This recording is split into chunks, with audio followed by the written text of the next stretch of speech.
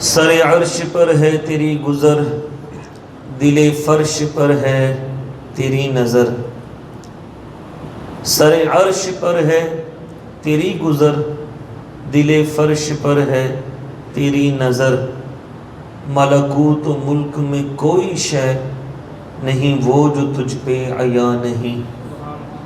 اللہ رب العزت نے ہمارے آقا صلی اللہ تعالی علیہ وآلہ وسلم کو جہاں پر بے بہا کمالات عطا فرمائے، وہاں علم بھی بے بہا عطا فرمایا، اور اتنا علم عطا فرمایا کہ کائنات کی ابتدا سے لے کر اس کائنات کی انتہا تک اللہ تعالیٰ نے ہر چیز کا علم ہمارے نبی صلی اللہ تعالی علیہ وآلہ وسلم کو عطا فرما دیا۔ توجہ ہے آپ کی؟ قرآن مجید فرقان حمید میں اس بات پر کئی آیات جو مشتمل ہیں۔ اللہ تعالیٰ نے قرآن مجید فرقان حمید کے اندر ارشاد فرمایا، وَعَلَّمَكَ مَا لَمْ تَكُنْ تَعْلَمْ، اے پیارے حبیب جو آپ نہیں جانتے تھے ہر اس چیز کا علم ہم نے آپ کو عطا فرما دیا۔ ایک جنگ ہو رہی تھی، ایک شخص بڑی دلیری کے ساتھ لڑ رہا تھا مسلمانوں کی طرف سے کافروں کے خلاف، بڑی دلیری سے لڑ رہا تھا۔ سرکار دو عالم صلی اللہ تعالی علیہ وآلہ وسلم کی بارگاہ میں اس کا تذکرہ ہوا تو آپ صلی اللہ تعالی علیہ وآلہ وسلم نے ارشاد فرمایا، یہ جنتی تو نہیں ہے، یہ تو دوزخی ہے، یہ دوزخی ہے۔ صحابہ کرام اس پر حیران ہوئے کیونکہ وہ تو مسلمانوں کے ساتھ مل کر کافروں کے خلاف جنگ لڑ رہا تھا،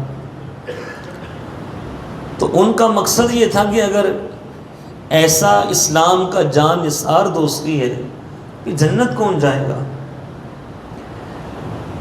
آپ صلی اللہ علیہ وآلہ وسلم نے پھر یہی فرمایا کہ وہ دوزخی ہے۔ تھوڑی دیر ہوئی، وہ شخص لڑ رہا تھا۔ سیدنا ابو ہریرہ کہتے ہیں کہ ہم نے پھر اس پر ایک خاص توجہ رکھی کہ آخر وہ کون سا عمل کرتا ہے، تو کہتے جنگ لڑتے لڑتے اس کو کافی زخم آ گئے۔ جب کافی زخم اس کو آئے تو اس نے تلوار زمین پر اٹکائی اور اپنا آپ تلوار کے اوپر گرا دیا اور خودکشی کر کے حرام موت مر گیا۔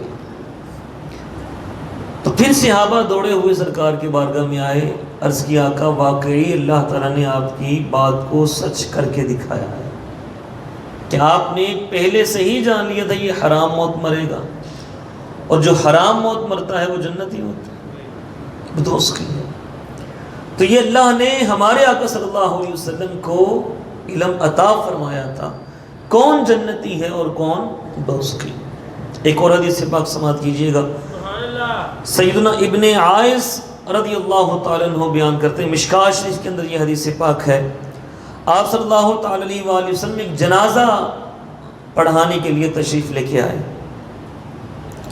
تو جب سرکار تشریف لے کے آئے تو سیدنا فاروق اعظم نے عرض کی آقا اس کا جنازہ نہ پڑھائیں، اس کا جنازہ نہ پڑھائیں۔ تو آپ صلی اللہ علیہ وسلم نے فرمایا کیوں؟ عرض کیا آقا یہ بڑا فاجر ہے، بہت گناہ گار ہے، پرلے درجے کا یہ گناہ گار ہے، اس کا جنازہ نہ پڑھائیں۔ تو یہ سن کر نبی رحمت شفیع امت جان دو عالم صلی اللہ تعالی علیہ وآلہ وسلم نے ارشاد فرمایا، اور نمازیوں سے سارے صحابہ سے پوچھا تم میں سے کسی نے اس کو اسلام کا کوئی کام کرتے ہوئے دیکھا ہے؟ کسی نے تم میں سے اس کو اسلام کا کوئی کام کرتے ہوئے دیکھا؟ انہوں نے ایک صحابی نے عرض کی یا رسول صلی اللہ علیہ وسلم ہاں، ایک دن اس نے اللہ تعالیٰ کے رستے میں سرحد پر پہرا دیا تھا، سرحد پر پہرا دیا تھا۔ آپ صلی اللہ علیہ وآلہ وسلم نے فرمایا چلو جنازہ پڑھو اس کا.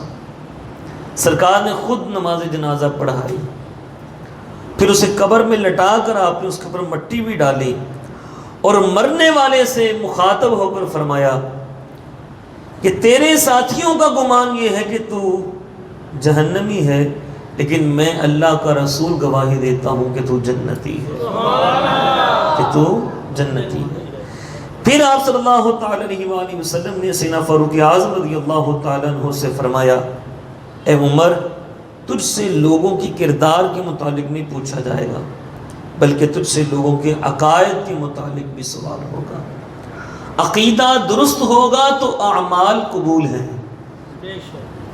عقیدہ درست ہے تو اعمال قبول ہیں، اور اگر عقیدہ ہی درست نہ ہو تو اعمال بھی قبول نہیں. آسان سی زبان میں یوں سمجھ لیں، ایک شخص نماز پڑھتا ہے، 5 وقت پابندی سے نماز پڑھتا ہے، بڑا خشوع و خضوع بھی ظاہر کرتا ہے، پیر کا جمعرات کا جمعے کا روزہ بھی رکھتا ہے، ہر ہفتے فرض روزے بھی رکھتا ہے، پھر 12ویں 13ویں 14ویں 15ویں جو ایام 20 کہلاتے ہیں ان کا روزہ بھی ہر مہینے رکھتا ہے، حج بھی اس نے کیا ہے، صدقہ زکوٰۃ بھی خوب دیتا ہے، پھر اس کے بعد لوگوں کے ساتھ اس کے اخلاق بھی بڑے اچھے ہیں، پھر اس کے بعد اس کے معاملات بھی بڑے صاف ستھرے ہیں، لیکن ختم نبوت پہ وہ ایمان نہیں لاتا، کوئی اس کا عمل قبول ہوگا؟ نہیں قبول ہوگا. بس یہی بات ہے کہ عقیدہ سب سے پہلے درست ہوگا تو یہ سارے عمل قبول، اگر عقیدہ درست نہیں تو عمل بھی قبول ہے نہیں. پہلا جو جنگ لڑ رہا تھا اس کے عقیدے میں خرابی تھی، اس لیے سرکار نے کیا فرمایا؟ دوست کی. دوسرا اس کے عقیدے میں خرابی نہیں تھی، اعمال میں کمی بیشی تھی، سرکار نے کیا فرمایا؟ جنتی. عقیدہ یہ سب سے بنیادی چیز ہے، اگر عقیدے میں خرابی آ جائے تو پھر عمل بھی قبول نہیں. اب اس سے یہ بھی معلوم ہوا دونوں احادیث سے کہ ہمارے آقا صلی اللہ تعالی علیہ وآلہ وسلم ہر جنتی کو بھی جانتے ہیں اور جہنمی کو بھی پہچانتے ہیں. اللہ نے کائنات کی ابتدا سے لے کر کائنات کی انتہا تک ہر چیز کا علم سرکار کو عطا فرما دیا.